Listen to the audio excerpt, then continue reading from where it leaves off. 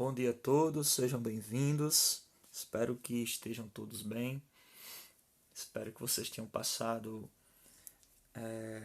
esses dias em casa com saúde, com paz, que é o que importa. Nessa nossa primeira semana de aula virtual, separei para vocês, gente, alguns assuntos que já foram vistos, para a gente dar uma revisada, uma refrescada, certo? E dar continuidade ao nosso assunto, né? Porque o tempo não pode parar e com certeza um dia isso vai passar no momento certo e na hora certa, certo? Acho que todos estamos em dificuldades, certo? Mas eu espero que vocês tenham um bom aproveitamento dessas aulas virtuais e que vocês experimentem esse novo modelo, né? Já que a educação superior, o futuro é a distância, né? Então vamos lá. Eu separei esse primeiro assunto, o iluminismo, que foi um dos primeiros assuntos da gente. E a gente vai tratar sobre o contexto histórico em que surgiu o iluminismo, a burguesia e iluminismo, as luzes da razão, o que o iluminismo defendia, o que o iluminismo combatia, os pensadores iluministas, o despotismo esclarecido e as ideias iluministas no Brasil. As luzes da razão. O ser humano torna-se produtor do conhecimento. Por que o século XVIII é conhecido como o século das luzes? Porque agora, no século XVIII, os filósofos iluministas, certo? Eles vão trazer uma explicação científica para tudo o que acontece, diferente do período medieval, que todas as explicações eram centradas na tradicional Igreja Católica, certo? Agora, com os filósofos iluministas, tudo agora a gente tem que ter uma explicação científica para os fenômenos naturais, como terremotos, vendavais. No período medieval era simples a resposta, foi Deus que quis. No século XVIII, não. Agora existe uma razão para tudo isso acontecer. Por isso que é conhecido como o século das luzes. Os pensadores do século XVIII, eles ficam conhecidos como os iluministas. Por quê?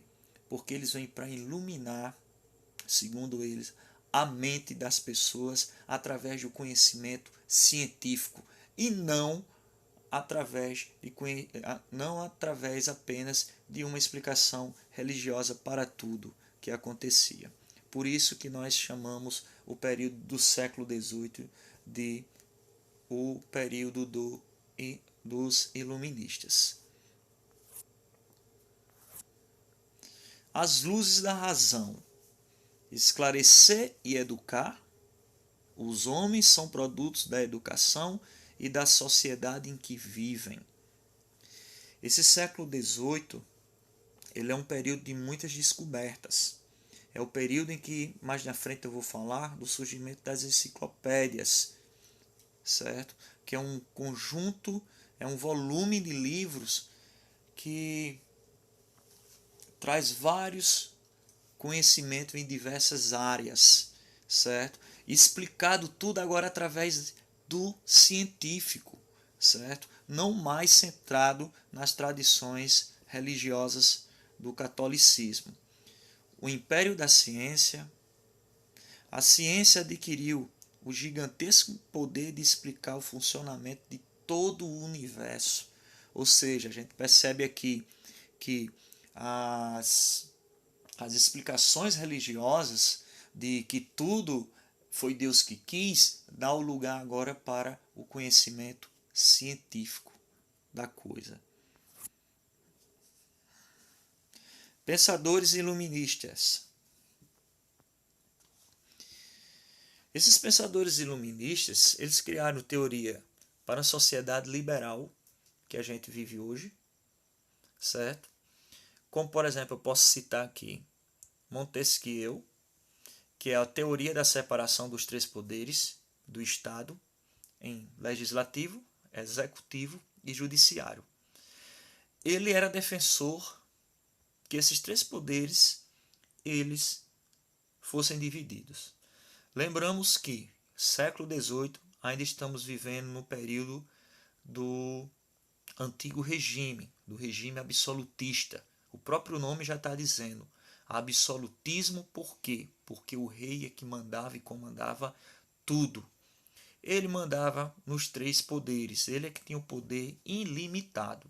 E Montesquieu, um dos iluministas, mais a favor do absolutismo, ele defendia sim uma separação entre os três poderes, legislativo, executivo e judiciário. Essa foi a contribuição de Montesquieu e que o nosso país e a maioria das sociedades ocidentais vivem nesse modelo, na divisão de três poderes. O que esse iluminismo defendia? Igualdade jurídica, ou seja, todos são iguais perante a lei. Tolerância religiosa, ou seja, um Estado laico, sem religião, onde todos pudessem professar a sua fé. Liberdade pessoal e social de ir e vir, certo? Direito à propriedade privada, todos tinham direito de ter a sua propriedade privada.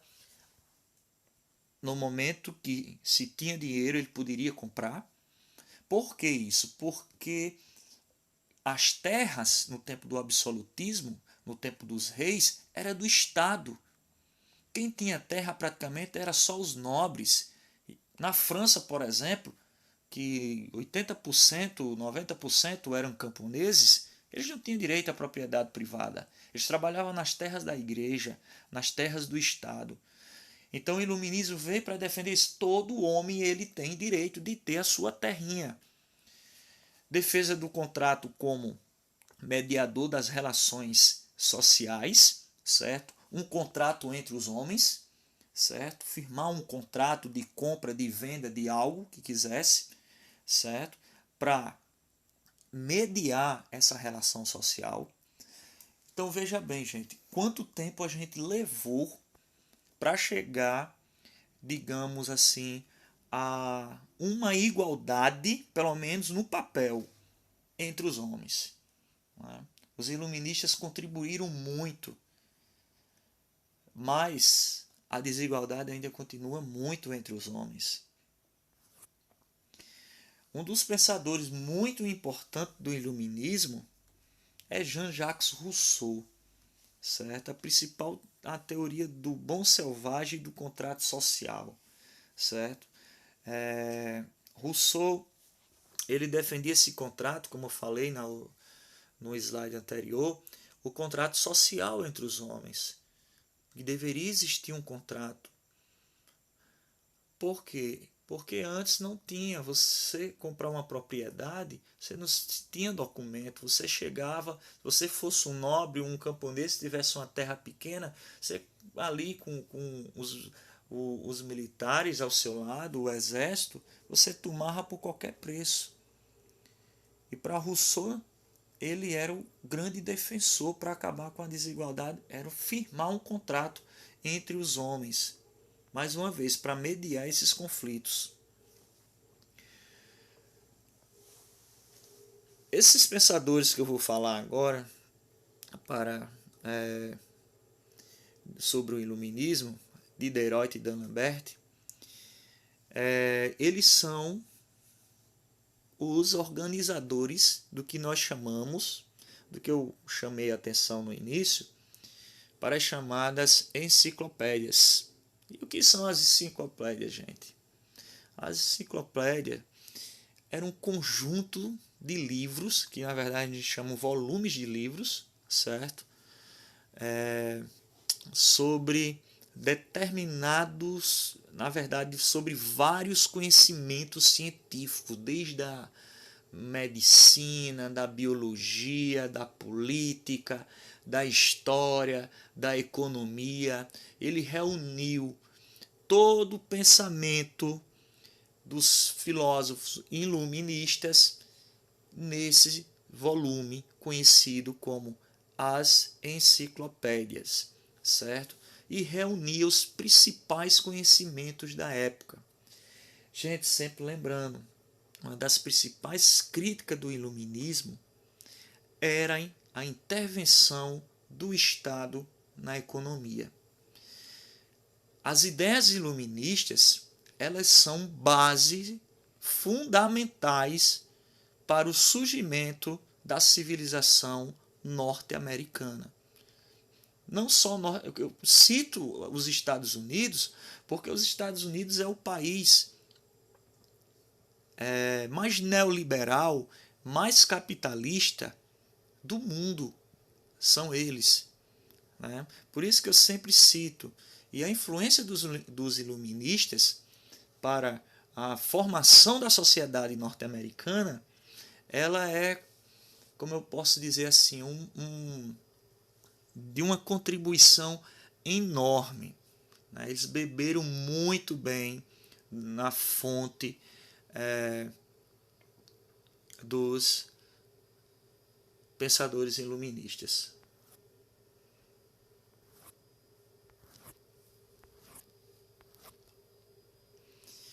Bom, gente, outro assunto bastante importante que não podemos deixar de falar sobre o iluminismo é sobre o despotismo esclarecido, ou déspota esclarecido, né? Na verdade.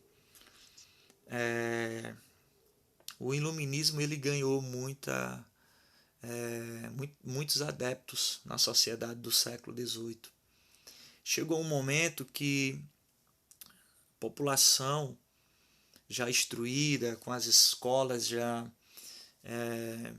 em um bom funcionamento, né, saindo da Idade Média, o surgimento de faculdades, as pessoas estudando, se formando, e ali dentro das universidades, principalmente em Paris, na França, toda aquela tendência iluminista que se tinha, voltada para o liberalismo, que futuramente seria, né, o neoliberal, que é hoje um dos modelos vigentes,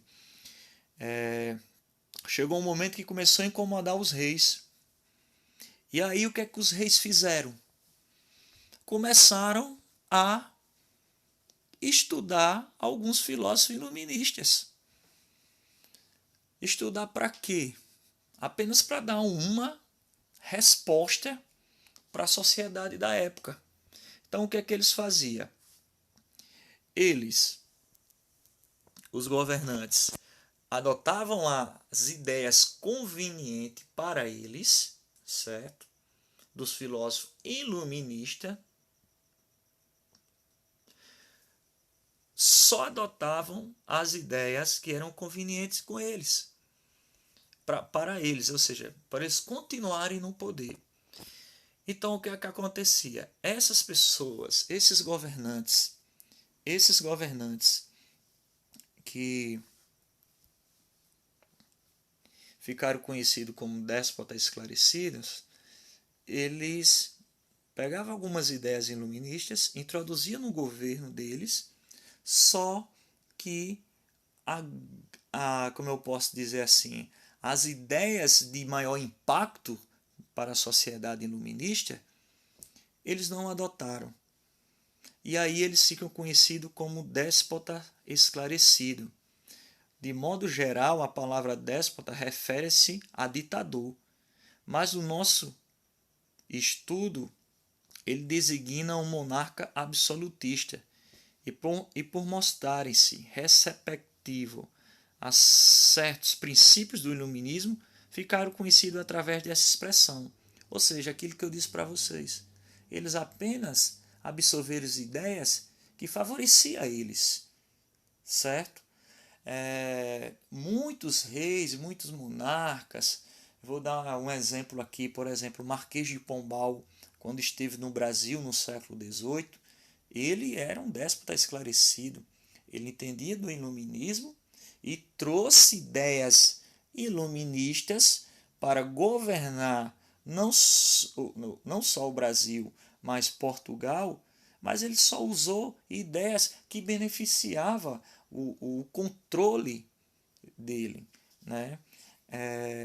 Tem uma frase célebre que diz o seguinte, dos déspotas esclarecidos, que é: tudo pelo povo, mas sem o povo. Por aí vocês já tiram, né? Ou seja, eles achavam que deveria dar certas coisas ao povo, mas que o povo não participasse das decisões políticas. Por quê? Porque eles eram absolutistas, monarcas e se reconheciam como representantes divinos na Terra. Os pensadores iluministas, mais uma vez, na teoria econômica, que nós chamamos na escola de fisiocracia, destacamos François de Quesnay.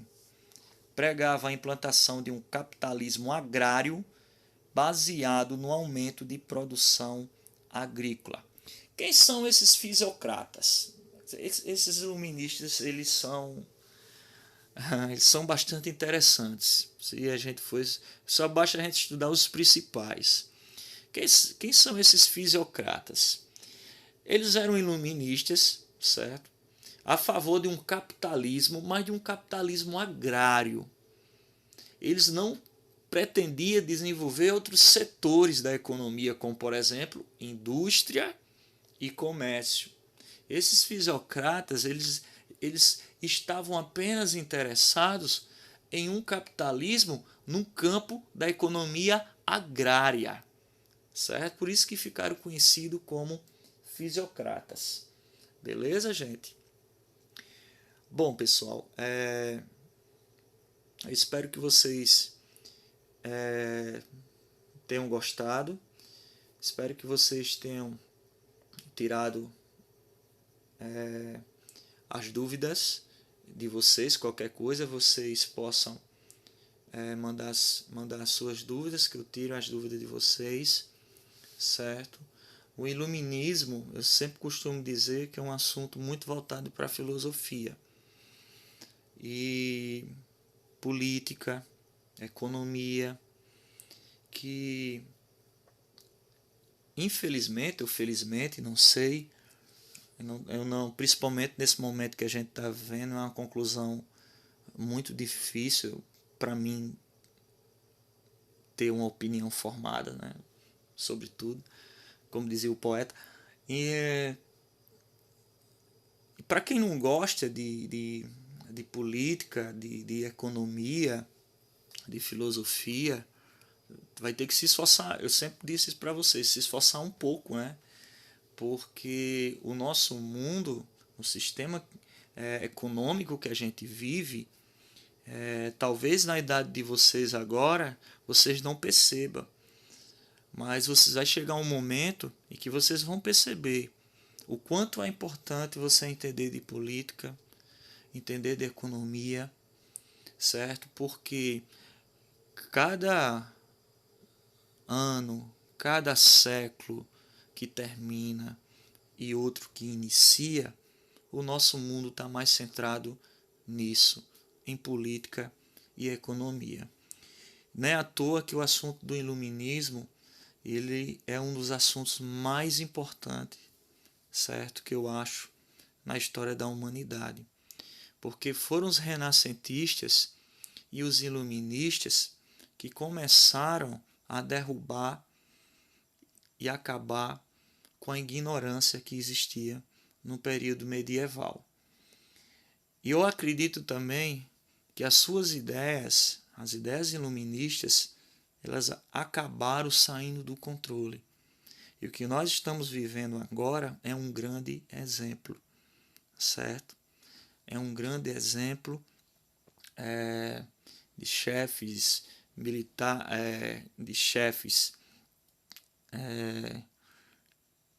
de países, né, que é muito preocupado com a questão econômica, que é claro que é bastante preocupante, né, a questão da economia, porque